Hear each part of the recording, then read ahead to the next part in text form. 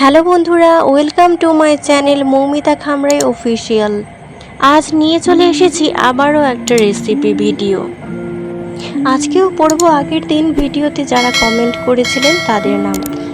পুরো ভিডিওটা দেখতে থাকো। এই সয়াবিন রান্না করার জন্য এখানে নিয়ে নিয়েছি একটা বড় সাইজের আলু, নিয়ে নিয়েছি মিডিয়াম সাইজের একটা পেঁয়াজ, 2 ইঞ্চির মতো আদা, 5 কোয়া ছোট সাইজের রসুন গ্রেট করে নিয়ে নিয়েছি পরিমাণ মতো নুন, হালকা হলুদ, লঙ্কা। হালকা আছে কড়াই গরম করতে দিয়েছি। এদিকে নুন হলুদ দিয়ে সয়াবিনটাকে ভালো করে মেখে নিচ্ছি। একদম সামান্য উপকরণেই এই রান্না। যারা একদমই রান্না করতে জানেন না তারাও এই রান্নাটা করতে পারবেন। এখন কড়াইতে তেল দিয়ে দিয়েছি, সামান্য হলুদ দিয়ে দিলাম। কড়াইতে হলুদ দেওয়ার কারণ আলুটা যখন জল থেকে তুলে দেব তখন আর ছিটিয়ে আসবে না। আলুটা 2-1 বার ঢাকা দিয়ে ভেজে নেব।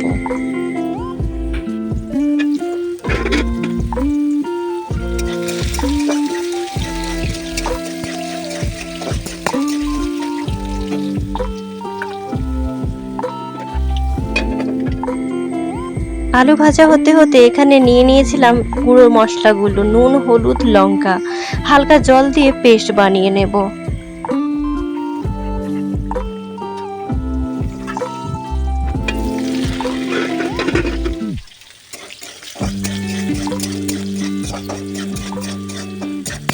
আলু ভাজা হয়ে গেলেই ওই তেলেই দিয়ে দেব নুন হলুদ দিয়ে মেখে রাখা সয়াবিনগুলো।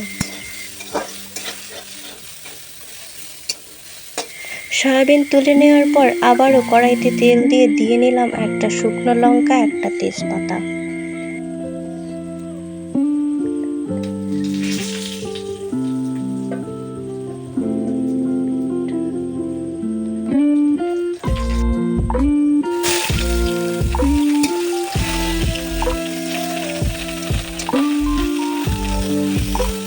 দিয়ে দিচ্ছি গ্রেট করে রাখা আদা, পেঁয়াজ, রসুন। ভালো করে মশলা কষিয়ে নেওয়ার পর আগে থেকে যে পেস্ট করে রেখেছিলাম নুন, হলুদ, লঙ্কা গুঁড়ো দিয়ে সেটা এখন দিয়ে দেব। আমার আগের ভিডিওতে যারা কমেন্ট করেছিলেন তারা হলেন Tutun Das Singh, Zahid personal blog, Julie Banerjee.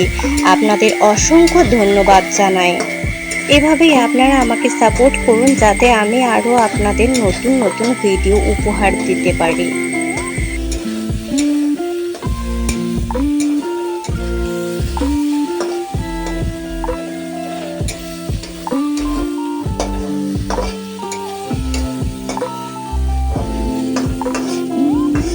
ভালো করে মশলা কষিয়ে নেওয়ার পর ভেজে রাখা সয়াবিন, আলু দিয়ে দিলাম।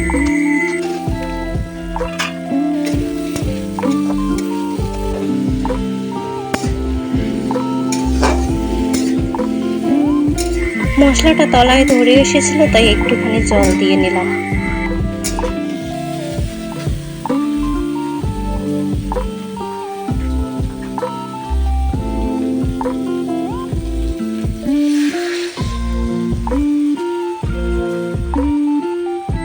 সয়াবিন আলু ভালো করে মশলার সাথে কষিয়ে নেওয়ার পর দিয়ে দিলাম পরিমাণ মতো জল।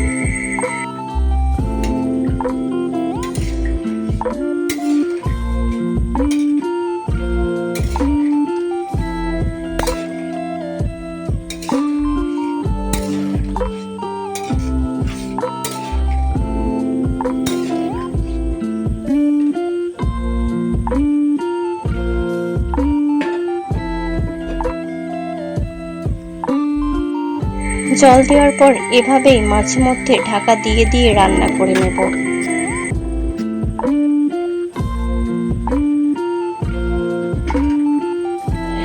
যখন জল দেওয়ার পর ঢাকনা দিয়েছিলাম তখন ঝোলের কালার আলাদা ছিল, এখন কালারটা চেঞ্জ লাগছে।